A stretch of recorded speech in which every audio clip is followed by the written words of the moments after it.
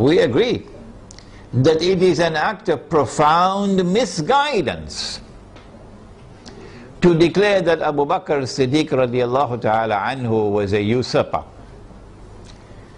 and that Umar Farooq radiallahu ta'ala anhu was a usurper, and that Uthman Ghani radiallahu ta'ala anhu was a usurper. Three of the foremost companions of the Prophet alayhi salatu wasalam. It's a massive vote of no confidence in the Prophet himself alayhi salatu wasalam. And we say of those who insist that these three companions of the Prophet alayhi salatu wasalam were usurpers, we say you are profoundly misguided. But we never say that you are not Muslims. You still are our Muslim brothers. And so the argument that the Shia are kuffar and hence it is permissible to launch war on them is invalid. But secondly, does the religion of Islam say it is permissible to wage war on kuffar? Where did you learn your Islam from? Mars or Venus or Jupiter? Huh?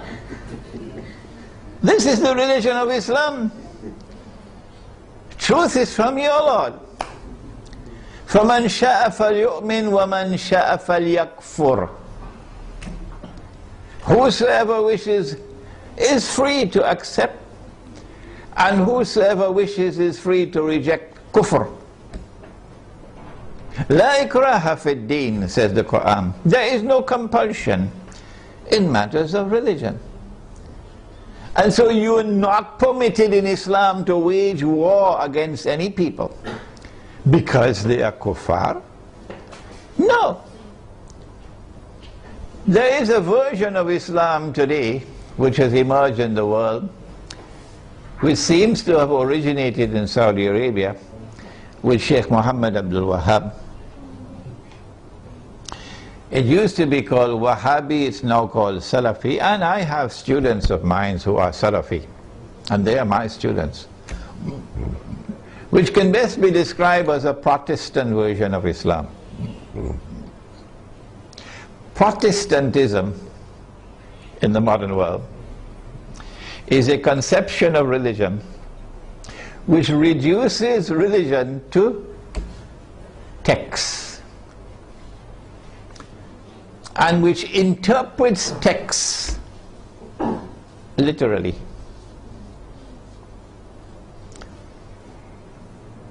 As a consequence, Protestant Islam is incapable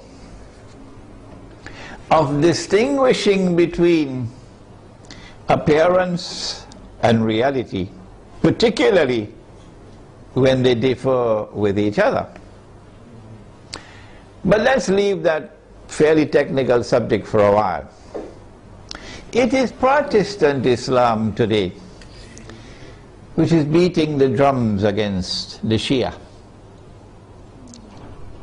Muslims who are Sunni and Muslims who are Shia have lived together for 1400 years, peacefully, amicably, without any boxing gloves, fighting with each other, without any bloodletting.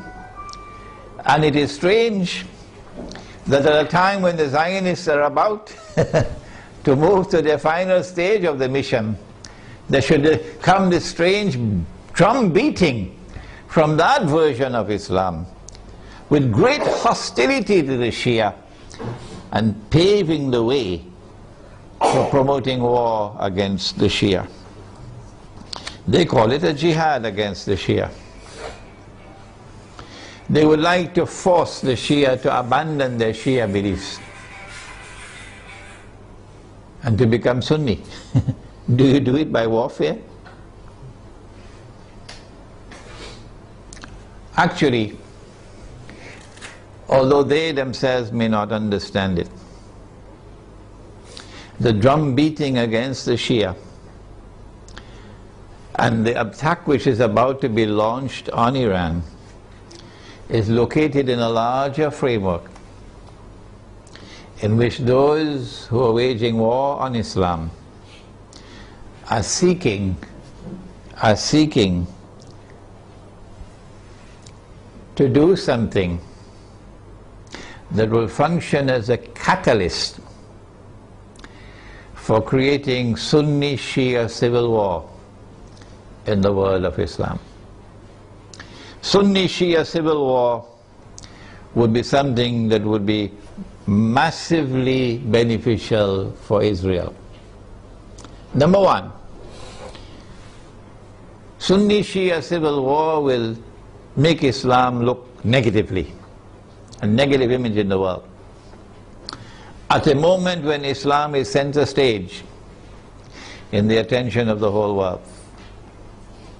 Number two, Sunni-Shia civil war in Islam, Sunni versus Shia, would function as a diversion, diverting attention, both Muslim and non-Muslim attention, away from the plans of the Zionists to rule the world.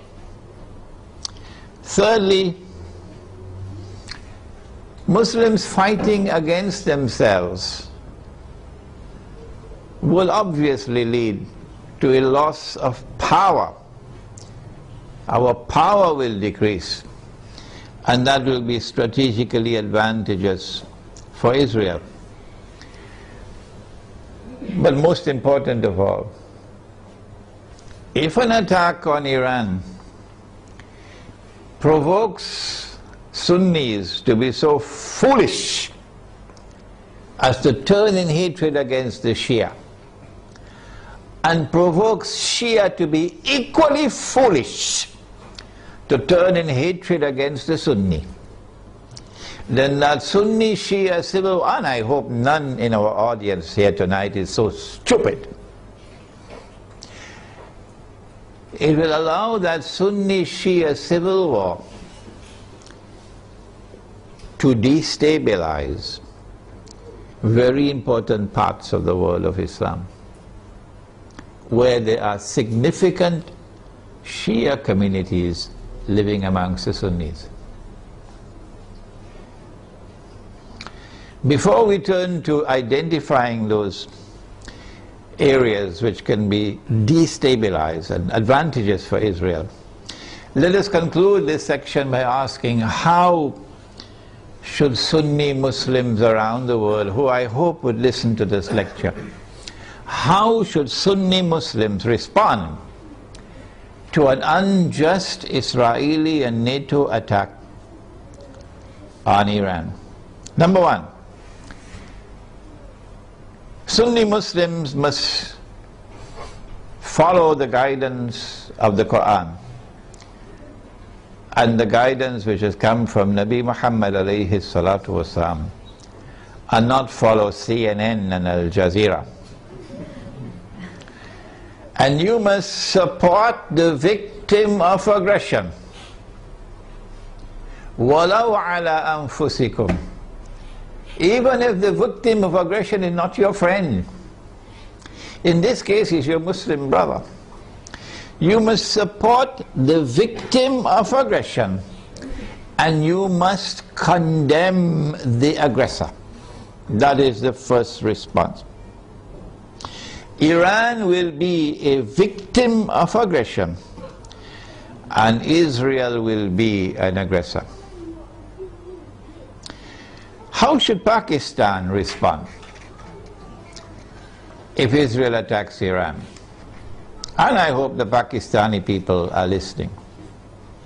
How should Egypt respond if Israel attacks Iran? Pakistani Muslims and Egyptian Muslims must ensure that they, the people, don't wait on the governments and don't wait on the armed forces. The people must respond by showing massive popular support for Iran as a victim of aggression, and must clearly condemn not only those who wage war on Iran, but also those who support those who are waging war on Iran, with particular reference to the government of Saudi Arabia. Number two, so we have dealt briefly with the Sunni-Shia civil war problem. War on Iran, and my gosh, look how much time has gone. War on Iran obviously is going to impact on the world economy. Number one, on the price of oil. Not only because Iran is a major supplier of oil, but also because Iran is located in that basin that the Iranians call the Persian Gulf and the Arabs call the Arab Gulf, and they're still fighting over the words. This is the oil basin, and the river Euphrates enters into this basin. And Nabi Muhammad alayhi salatu wasalam told us 1400 years ago that the river Euphrates will uncover a mountain of gold. I suggest that you don't wait for the metal. I want to suggest to you that this is not a text to be understood literally. Protestant Islam is going to wait for a mountain of the metal. Let them wait. And we're not speaking disrespectfully of Protestant Islam. No, we're not speaking disrespectfully of the Salafis. Let me repeat it. I am not speaking disrespectfully of the Salafis, and I'm not speaking disrespectfully of their methodology of a literal interpretation of the text. All I'm saying is let them wait for the mountain of the metal. We interpret the text differently. And we say that mountain of gold is already here. And it's black gold. And it's oil. And the Prophet prophesied that they're going to fight over it. And in the end, 99 out of every 100 are going to be killed. Conventional wars don't kill 99 out of every 100. Conventional wars do not kill 99% of all combatants. This has to be nuclear war to kill 99% of all combatants. Okay? So the Persian Gulf or the Arab Gulf is waiting for nuclear attacks. The price of oil is going to shoot up because Iran can also block the Straits of Hormuz. There's Iranian territory on this side and Oman on that side. It's not difficult for Iran to block the Straits of Hormuz and disrupt all the passage of oil tankers. So we can anticipate fairly confidently that the price of oil is going to escalate dramatically once the attack takes place. And the American government knows that. And that's why the American government does not want Iran to be attacked. Because the American government knows, and the Federal Reserve knows, and the bankers also know that the US dollar is going to collapse. It will not survive an Israeli attack on Iran with the price of oil shooting up through the roof. And if the US dollar collapses, of course, they're going to have to demonetize the US dollar. It will no longer be legal tender. They have to have something in place. They probably already have something to replace it, but at a fraction of its previous value. The American economy is going to collapse. Large numbers of white Americans are going to lose their wealth. And many of them are going to be listening to this lecture. There's going to be chaos in the United States when the economy collapses. There can be riots in the United States, and they're already anticipating that. And so an attack on Iran would lead to economic, financial, and monetary consequences that will be disastrous for the US economy.